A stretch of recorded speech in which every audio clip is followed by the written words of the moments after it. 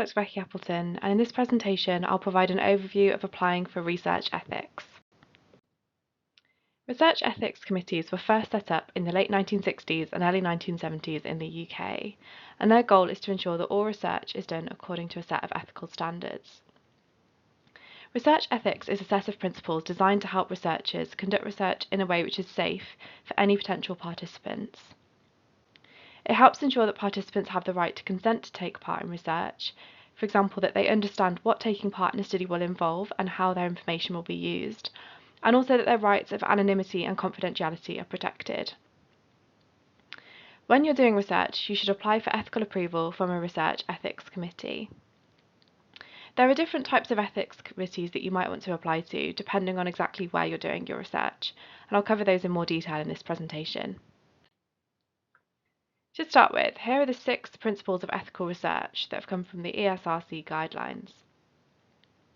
Firstly, research should aim to maximise benefit for individuals and society and minimise risk and harm. This means that when planning your research study, you should take into consideration what research has been done before.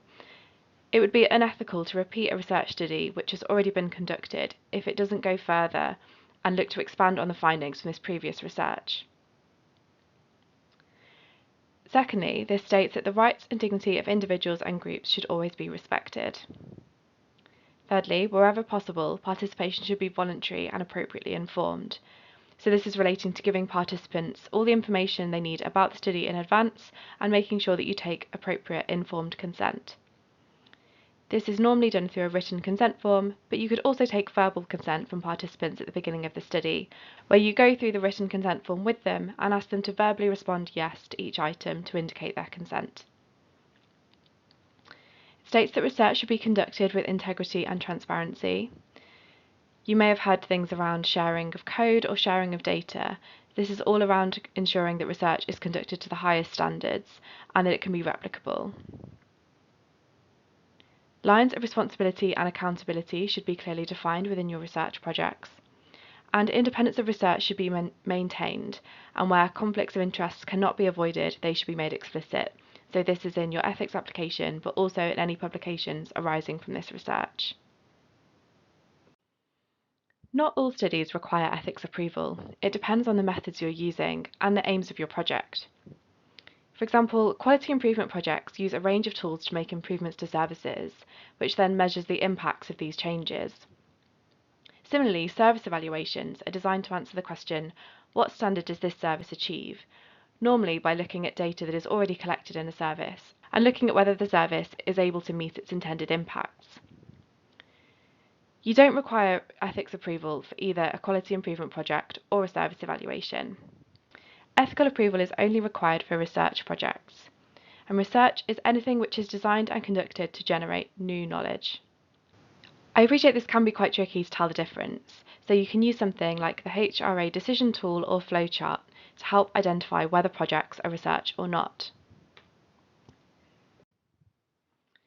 So here is the first page of the HRA decision tool, and I've included a link to this in the last slide of this presentation. This asks you a series of yes or no questions about your proposed project to help you work out whether you need ethical approval or not. There is also a helpful glossary if you need any support with different types of terminology in this tool. If you do need to apply for ethical approval, here are the first steps. You'll need to prepare your study documents, so a detailed research proposal, which details the steps that you're undertaking as part of your research project, a copy of the participant information sheet that you'll use to give to participants to provide information about the study, a consent form that you'll use to take informed consent, and any other recruitment materials. That could be things like drafts of emails or posters that you'll use to recruit participants. If you need NHS ethical approval, this is done through the Integrated Research Application System, or IRAS, and I've included a link to that website at the end of this presentation. With NHS ethics, you may be eligible for a proportionate review in which your documents are assessed online.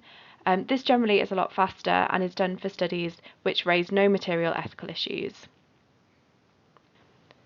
However, if you're doing a study which involves more ethical issues for participants, for example, randomising them to certain treatment or control conditions, then you'll be invited to attend an in-person REC meeting, and this would undertake full review by the committee. Your local research and development office can support you with your application, and I've included a link to a website where you can find the closest R&D office to you. Once you've applied for ethics approval and you've either submitted your documents or you've been to your meeting if full review is required, you'll find out the verdict 10 working days after this meeting. There are 4 decisions: favourable opinion with additional condition, this is if you want to change something about your study, provisional opinion if they want you to change something more fundamental, or unfavourable opinion. It's really common to have to make some changes after your initial ethical approval, so don't worry if you're not given favourable opinion straight away. After you've received your ethical approval, you will need to apply for an amendment if you make any further changes to your study. This could be something like adding another recruitment site or increasing the number of participants in your study, as well as any changes to the procedures that participants will go through if they choose to take part. Here are some references and useful links. I particularly recommend the HRA decision tool if you're trying to work out whether your project is research or not.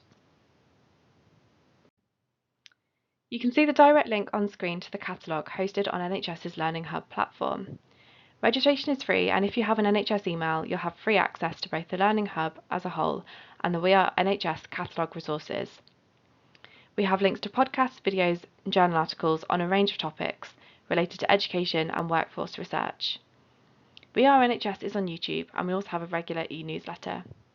Thanks very much for watching.